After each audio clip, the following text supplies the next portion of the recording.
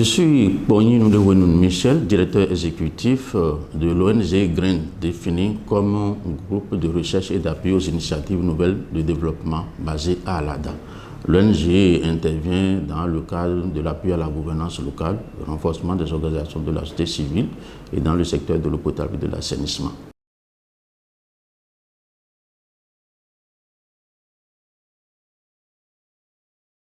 La redevabilité, bon, il faut comprendre terre à terre que quand on parle de redevabilité, c'est comme si quelqu'un doit à une autre personne ou à une autre institution, on dit redevabilité. Mais dans le contexte actuel de décentralisation dans lequel nous sommes au Bénin, la redevabilité fait appel à la reddition de comptes. Alors la reddition de comptes, il faut comprendre que c'est l'obligation qui est faite à toute personne détenteur d'une parcelle d'autorité, d'une parcelle de pouvoir, de rendre compte à ses mandants. Alors, dans le cas des élections actuelles, il faut que les candidats qui sont actuellement en train de faire les campagnes sur le terrain comprennent que lorsqu'ils seront choisis et pour gérer leur pouvoir, ils seront amenés à des moments donnés à rendre compte à leurs mandants. Donc, ils tiendront compte nécessairement de cette obligation qui est faite aux autorités de rendre compte à leurs mandants pour modeler les discours qu'ils auront à tenir envers les citoyens. Parce que s'ils ne savent pas faire, ils peuvent tenir des discours démagogiques aujourd'hui qui se retourneront contre eux demain. La redevabilité, en réalité, s'exerce de plusieurs manières. Mais il faut dire d'abord que le principal outil qui sert de redevabilité au niveau des communes, c'est d'abord le document de PDC, le plan de développement communal, qui est une boussole. Et c'est un document, en fait, qui est un recueil de toutes les actions que le maire doit mener pendant 5 ans pour répondre aux besoins des populations de sa commune. Si je parle de PDC en termes de recueil d'actions, en fait, c'est un document qui recense les programmes et projets que doit réaliser le maire. Alors, et ce qu'il le faut, c'est que tous les ans, le maire est appelé en fait, à organiser des séances de reddition de comptes. Bon, ça, organiser des séances de reddition de comptes, tel que je l'ai dit, nous, cette forme-là, c'est la forme en fait, d'audience publique de reddition de comptes. Il y a d'autres formes de reddition de comptes qui consistent en fait à afficher les décisions issues des sessions communales, des décisions issues des séances, des résultats d'évaluation des appels d'offres, les communications à la radio ou à la télévision sur des sujets brûlants, ainsi de suite. Alors le principal, ce qui est le plus important pour nous, ici dans le cadre de cette forme de reddition de comptes, c'est l'audience publique de reddition de comptes, en fait, qui permet aux citoyens de voir son élu en face et de lui poser des questions sur les engagements qu'il a eu à prendre à un moment ou à un autre. De lui permettre de poser des questions sur le contenu de plans de plan annuel d'investissement que le maire a et qu'il exécute. Parce que le maire, dans le cadre de la mise en œuvre de ces actions, est appelé à mettre en œuvre des programmes et projets contenus dans le plan annuel d'investissement.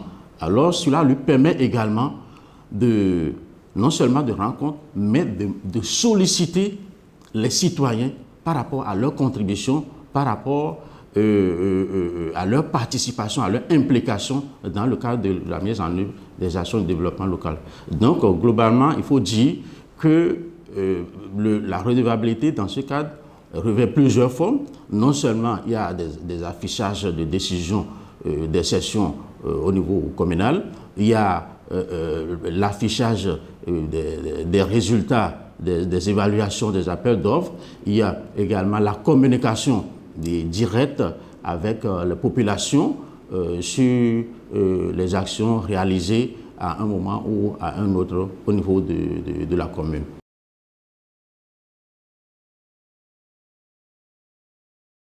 Actuellement, il faut dire que depuis un certain temps, les partenaires techniques et financiers, également les ONG, chacun, à travers son programme, a eu à mettre en place des actions de renforcement de capacité, non seulement à l'endroit des autorités locales, à l'endroit des cadres communaux et également à l'endroit des organisations de la société civile.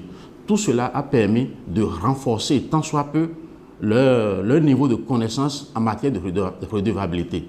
Puisque avant, les maires n'en savaient pas grand-chose.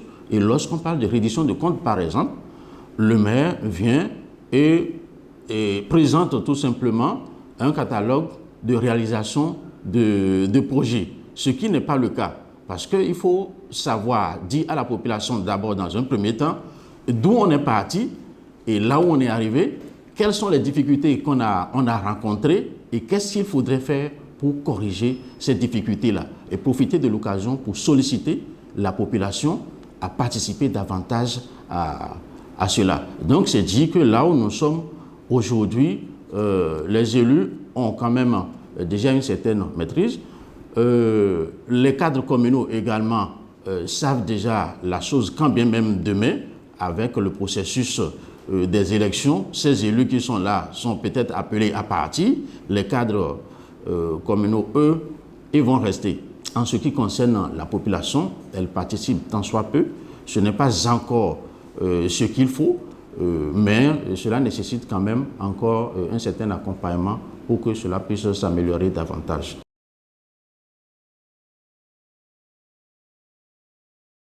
L'agent de développement local, dans le cadre de la redevabilité, est tenu d'accompagner les autorités locales dans un premier temps par rapport à la démarche d'organisation de reddition de comptes. Parce qu'au moment où on en parlait au début, les autorités ne sont pas censées savoir les biens et les tenants et les aboutissants, la nécessité, l'importance de l'organisation des redditions de comptes. Il faudrait d'abord leur faire voir ça.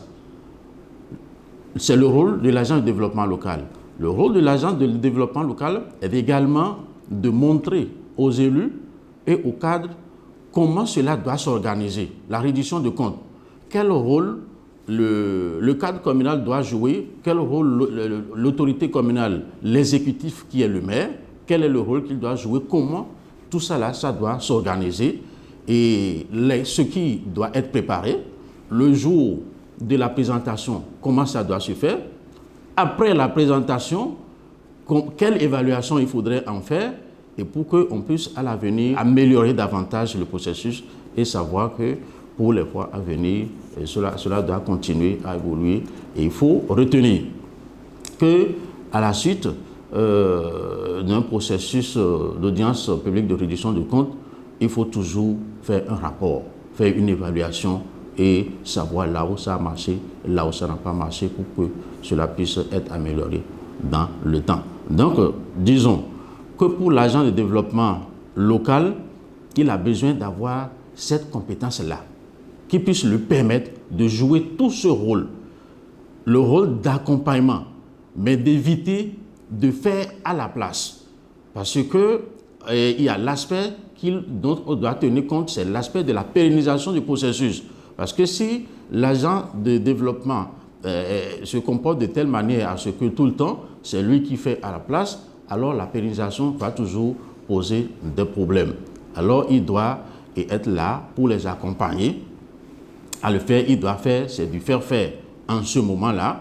Ça doit permettre non seulement aux autorités locales de maîtriser le processus, cela doit permettre aux éléments composant la cellule communale de préparation de l'organisation des audiences publiques de reddition de comptes de mieux maîtriser leur rôle pour que la pérennisation du processus soit une réalité.